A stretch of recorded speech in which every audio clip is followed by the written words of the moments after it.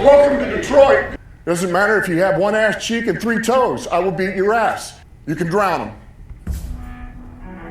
And that's what we gotta be. That's who we have to be. Because that's our domain. That is our domain. Because we'll tread water as long as it takes to fucking bury you.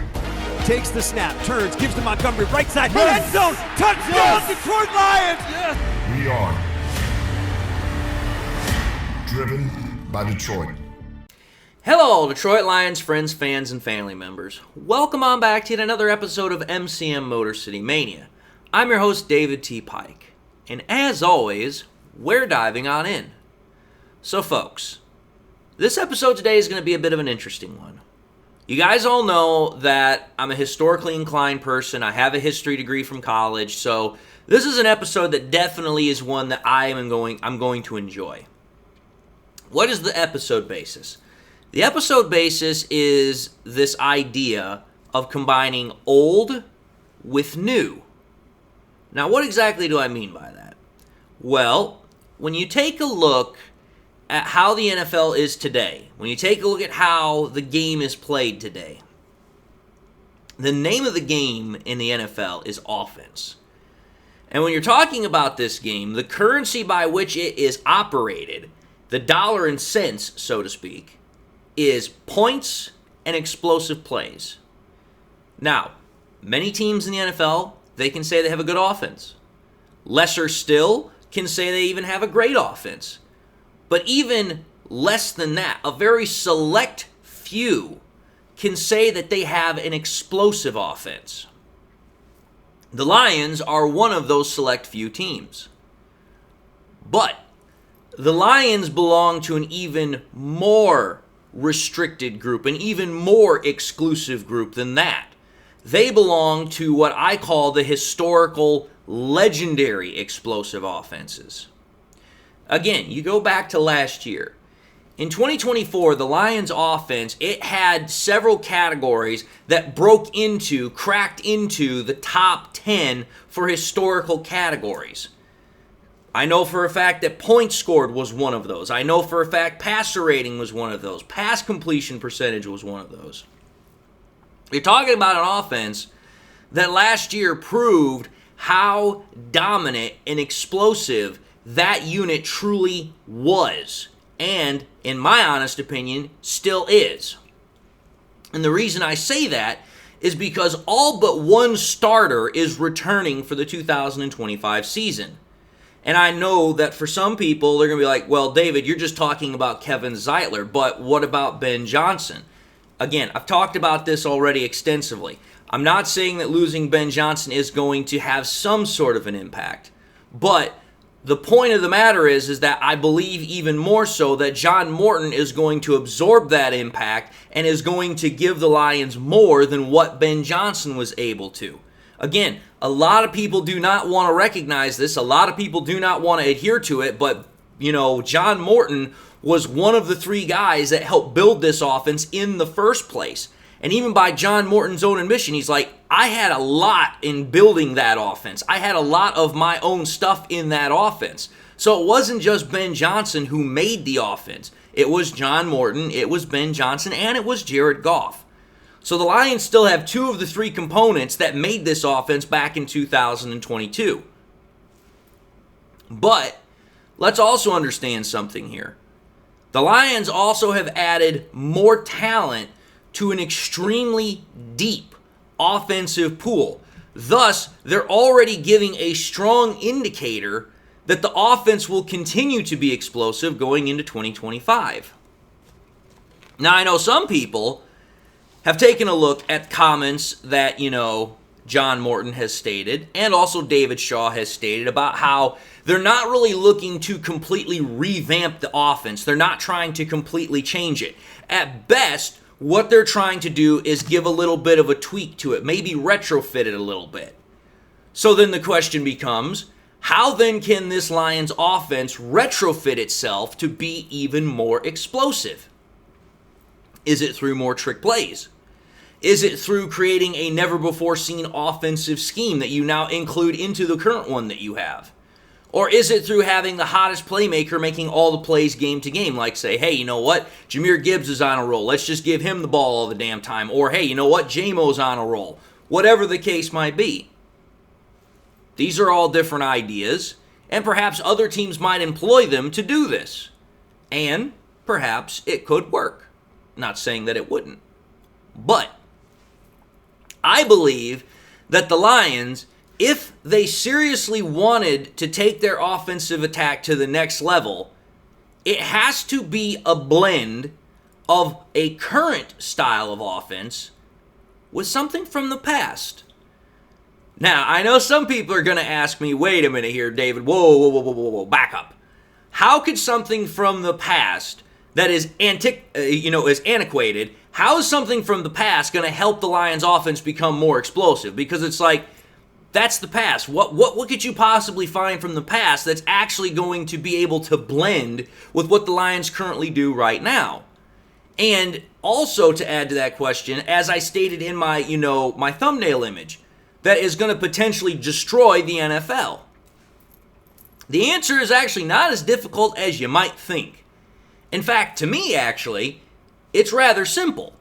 And the answer to me is if the Lions truly wanted to do something really, really special with their offense, what they could do is they could revive a modified version of the Bills' K-gun offense from the early 1990s.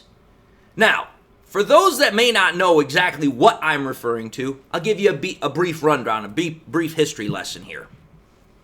The K-gun offense was an offense that in the early 1990s was an offense that pretty much, for lack of a better word, was just a hurry-up offense. It operated almost exclusively out of the hurry-up. And it was damn near impossible to stop because what makes the offense of the K-Gun so, explosive and so dynamic is that, one, it primarily out of the hurry-up continually attacks defenses with relentless speed, thus by limiting huddles to be an absolute minimum. And what it does is it makes defenses unable to switch out personnel, and at the same time, it wears them out absolutely fast. Because when defenses can't switch out personnel, number one, they can't adjust to what the offense is doing very well. But also, number two, the players that they have on the field are absolutely just getting ran ragged.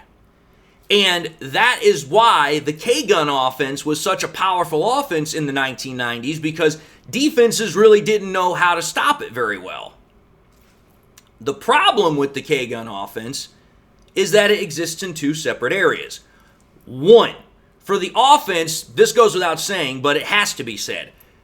It requires the offense to be at the utmost precision and chemistry to be able to work effectively.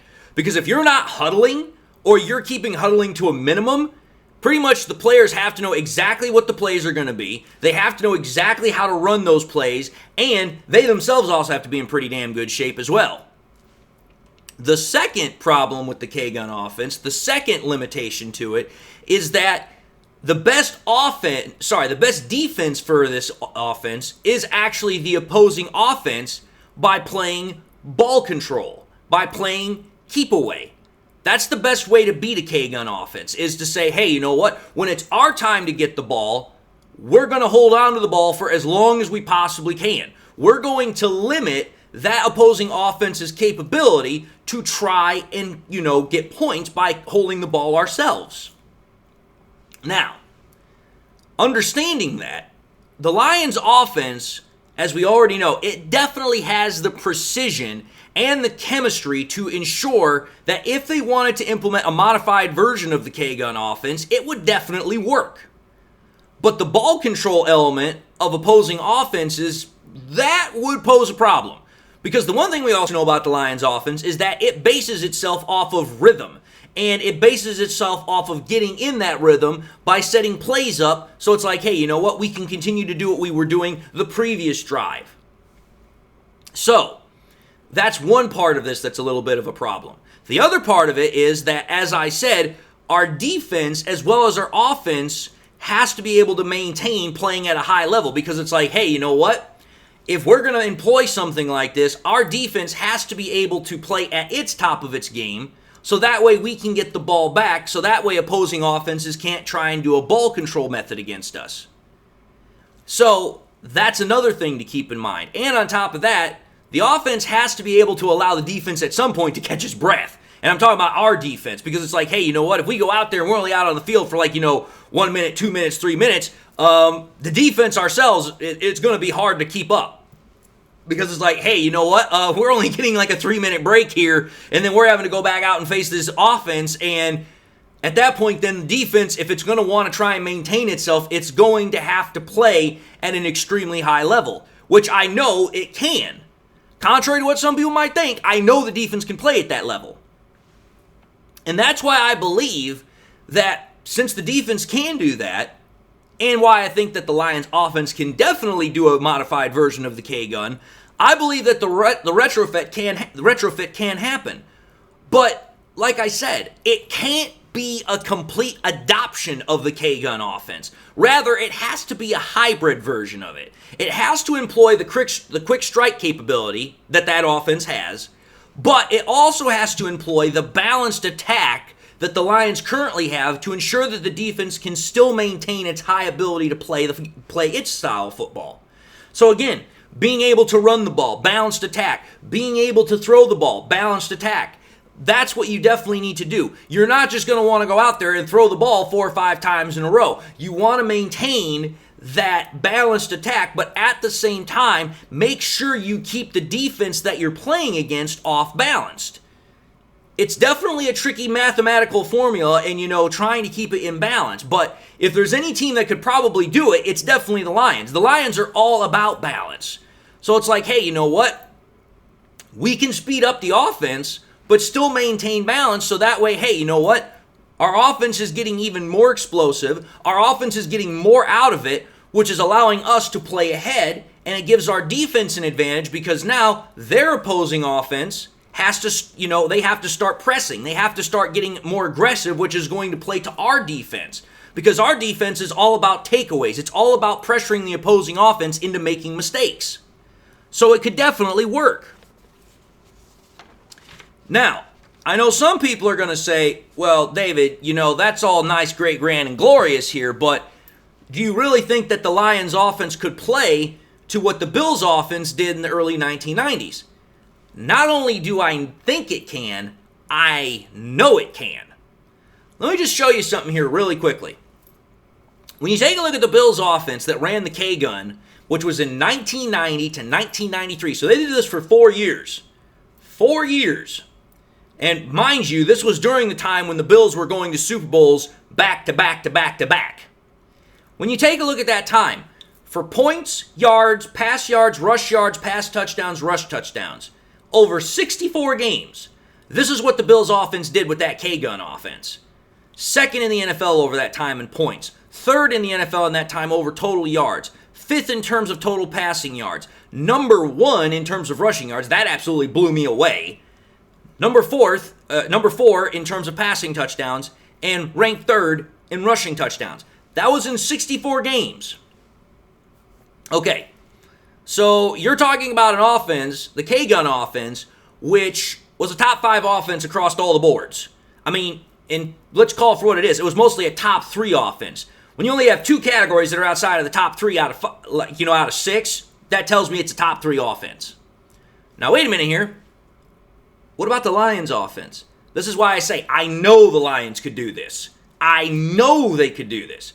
Because the Lions offense, as it currently stands right now, from 2022 to 2024, in only 51 games, so 13 games less, ranked number 1 in points, ranked number 1 in yards total, ranked number 2 in passing yards, ranked number 4 in rushing yards, ranked 2nd in passing touchdowns, ranked 2nd in rushing touchdowns.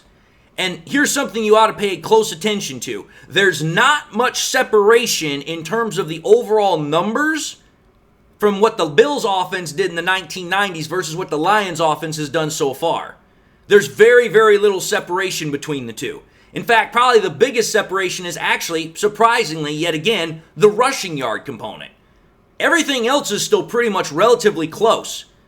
But that's my whole point. If the Lions offense in 51 games can play to the same level that the Bills offense did in 1990 with that K-gun offense. Just think about this for half a second, folks. Could you imagine how damn deadly, how damn explosive this offense would be if we were just to implement a part of that K-gun offense? To bring in a modified version of it, a hybrid version of it, with the current offense we already have. I mean, dude, I just look at that and I'm like, holy cow.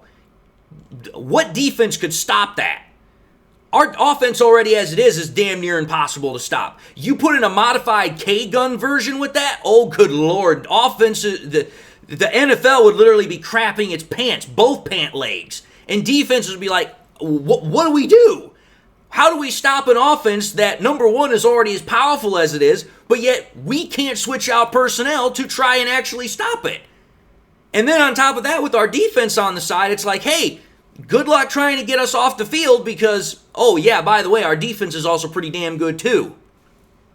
That's why I'm saying this could really actually work. If you were to employ something like this and the Lions were actually able to master it, which again, I believe they could, you're going to be talking about a unit that is going to just absolutely rival anything the NFL has ever seen. Now, I know some people are going to also state, well, wait a minute here, David. Again, this all sounds great, grand, and glorious, but one of the biggest things that makes a K-gun offense work is the quarterback. And some people are going to say, well, David, Jared Goff ain't no Jim Kelly. You're damn right he's no Jim Kelly. And I'll show you why I say that. Let's take a look at the stats here. If you take a look at Jim Kelly's stats, again, from the same time period, 1990 to 1993, this is what you're going to see. Jim Kelly was ranked third in completion percentage, second in passing yards, second in pass average per throw, number one in passing touchdowns, tied second in pass touchdown percentage, ranked 19th in interception percentage per throw, and tied second in passer rating. Let me just point something out here, folks. All those rankings are impressive, save the interception percentage. Jim Kelly was throwing an interception almost 4% of the time every time he threw the ball. That's not good. Now, granted, I do keep this in mind. This is in the early 90s. The game had changed quite a bit compared to where it is right now. The rules are definitely different. But, again, what you're talking about here is a quarterback in the 1990s that even though he almost had 100 passing touchdowns, he also almost had 65 interceptions. That's not good. Then you take a look at Goff in comparison. Goff, on the other hand, from 2022 to 2024, is ranked fourth in pass completion percentage, number one in passing yards, ranked fourth in pass average, number one in passing touchdowns, tied sixth in pass touchdown percentage per throw, tied fifth in interception percentage per throw, and ranked third in passer rating. Wait a minute there. So what I just clearly showed there is this. In terms of the rankings, Jared Goff almost matches Jim Kelly tit for tat.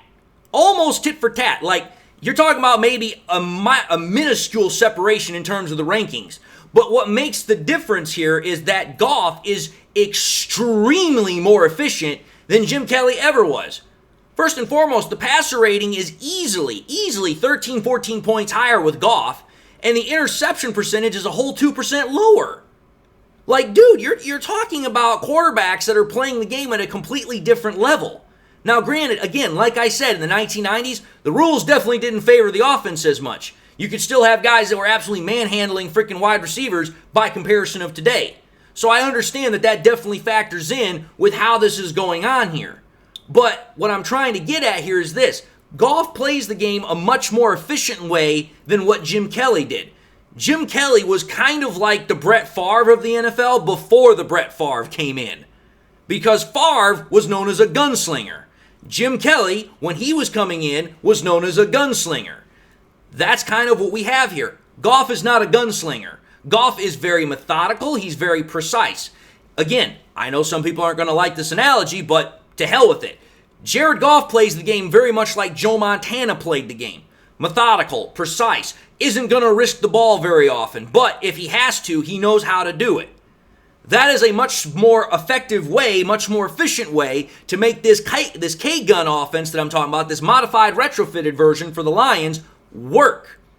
Because The K-gun offense, as we already know, it relies heavily on the quarterback being able to manage and direct it, and making sure the offense is in the right play, which we know Jared Goff has done that quite a bit over the last couple of years. Granted, not in terms of what I'm talking about right now, but there have been plenty of times that freaking Goff will go up to the freaking, offensive line and he will check out of the play or he'll kill it and he'll go to something else. So it already tells me that Goff could do something like this.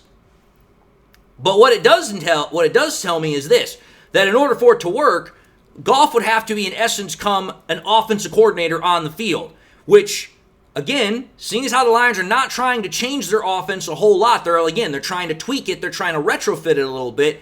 That makes sense here because Goff already knows the offense. He knows it like the damn back of his hand. So for him, it would just be a matter of, okay, making sure I've got the right play, making sure it matches up with what I'm seeing on the defense, which Goff has been doing that now for the last 2+ years. And again, I believe Goff could do it. Because, while Jim Kelly was the first to master this quality as far as, playing a hurry-up offense all the damn time, the stats show, as I just stated, he wasn't as efficient at it as he could have been. Goff definitely could be. Because, again, when you have a defense that's constantly on its heels, the defense can't react as well. And we've already seen that when the Lions have employed a hurry-up method a couple of times in the past, they absolutely go through defenses like it's hot knife through butter. Imagine if you did that on a more profound basis. I'm not saying like 75% of the time or 80% of the time, but do it like half the time. Half the time to 60% of the time, defenses wouldn't be able to keep up with us.